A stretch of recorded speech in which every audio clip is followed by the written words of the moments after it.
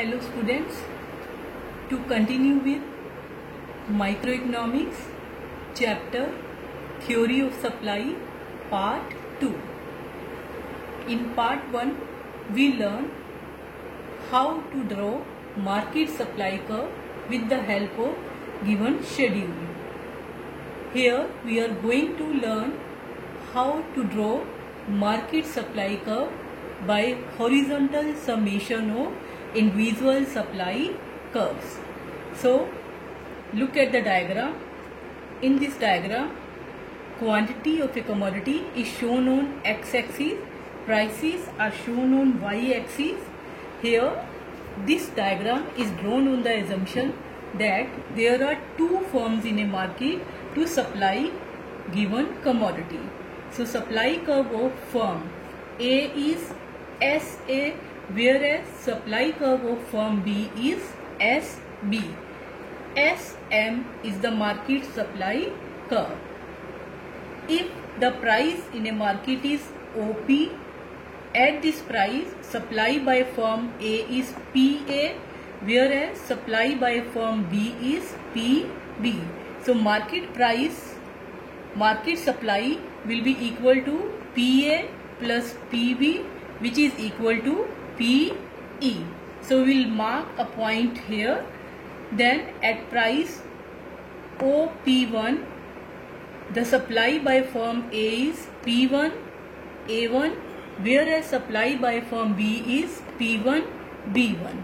If we add up the supply by both of the firm, then market supply comes to P1 E1. We will get a point. After joining these points, we will get market supply curve.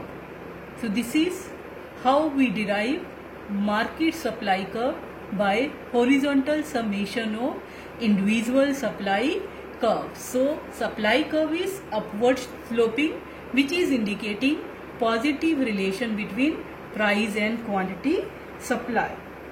Now slope of supply curve. Supply curve normally slopes upward. Slope of supply curve refers to the ratio between change in price and change in quantity supplied. It is estimated as delta P upon delta Q. Look at the diagram. Delta P is AB, whereas delta Q is BC. So slope of supply curve is equal to AB upon BC.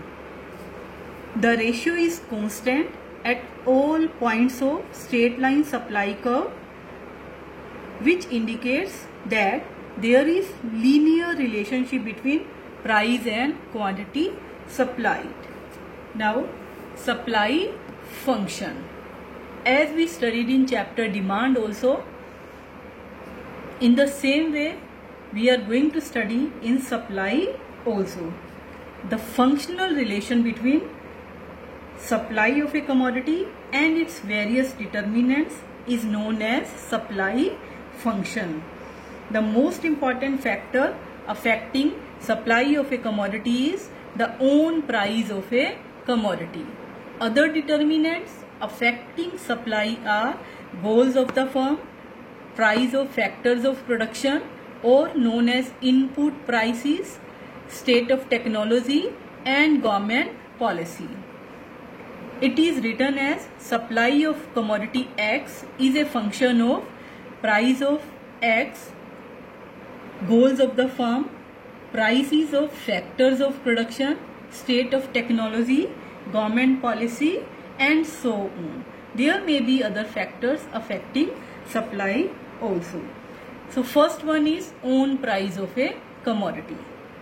There is direct relation between own price of a commodity and its quantity supplied. Higher the price, higher will be the quantity supplied. Less the price, less will be quantity supplied. Second is goals of the firm. So supply of a commodity also depends upon the goals or aims of the firm. If the main aim of the firm is profit maximization, then firm will be ready to supply more only at a higher price. But if the goal of the firm is maximum sale in a market, then the firm shall be ready to supply more at same price. Third is prices of factors of production.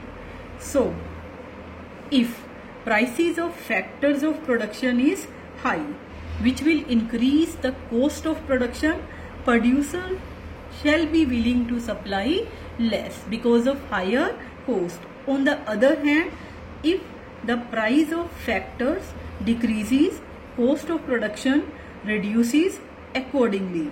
The producer shall be willing to offer more quantity for sale at a given price.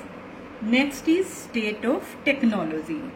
Technology also affects the supply in the market.